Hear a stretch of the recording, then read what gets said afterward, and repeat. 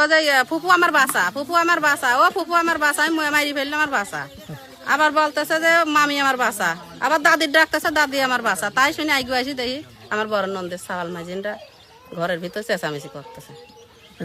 হ্যাঁ, আর মেয়ে থরথরা কাঁপতেছে। তো বললাম যে কিরে সৈকত, তুই ঘরের ভিতরে কি করিস? খালি খালি ও তোর বড় বোন ডরা আছে, তুই ঘরের ভিতরে কি করতেছিস? শাওন চেঁচাচ্ছে, কাঁদতেছে আর বলতেছে যে আমার ঠাসি ধরেছে। মেয়ে বলতেছে আর সৈকত বলতেছে আমি তোমার কিছুই করি নাই, তুমি চেঁচায় না।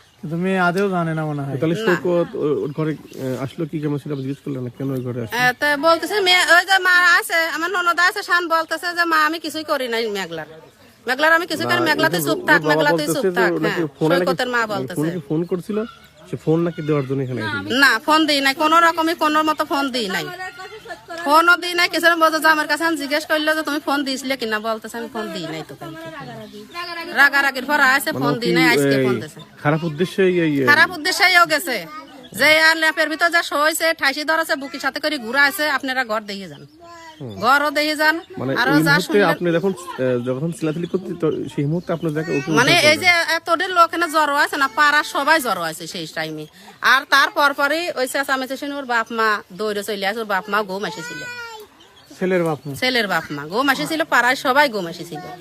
আমার এটাই দোষ যে ছেলে অন্যায় করেছে। তোমার ছেলে, তুমি যদি এটা সৎথাবুত দিতে তাহলে বিষয়টা সেই জায়গাটাই ক্লিয়ার হয়ে যেত। এই মারামারিটা হইতো না। ওর বাপ বাড়ি নাই, মা বাড়ি নাই, কিন্তু সেই টাইমে ভাইয়ের মেয়ে হলো মেয়ে, নিজের মেয়ে হলো মেয়ে, বুঝতে হবি যে একটা মেয়ে মানুষ।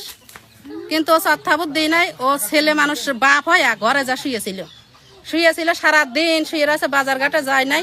আর মানুষ বলতেছে যে হবথব হয়ে গেছে।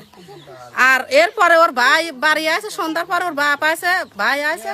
এখন ওর বাপ বলতেছে যে এই শালার বেটা শালা, তুই থাকতে আমার ডাকাতি বাড়ি আসা লাগলো কে?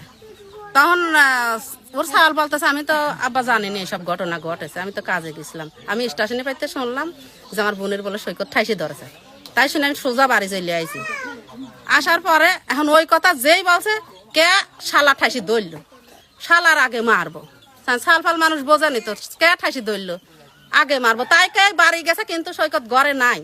সৈকত যখন ঘরে নাই, সৈকত সামলাইছে ওরা। তখন তো বলতে পারে ঘরে যা দেখগা পালি তুই মারেগা। এই কথা না হয় আমার নুন দিয়ে লাফার লাঠি নিয়ে আগে ওই ছাওয়ালের মাথায় বাড়ি মারেছে। নাম কি? রহিম আগে বাড়ি মারেছে। বাড়ি মারার পরে সেন কার ভিতরে যে কি মারামারি হয়েছে, কোনে কার কিটা মারেছে এর কোনো উল্লেখ নাই। কিটা মারি লাখ ফাটাছে এর কোনো উল্লেখ নাই। এই হইলো ঘটনা। তারপরে বড় ছাওয়ালের ফোন দিয়েছে বাজারে, ওই মুদিখানার দোকান আছে রহিমের।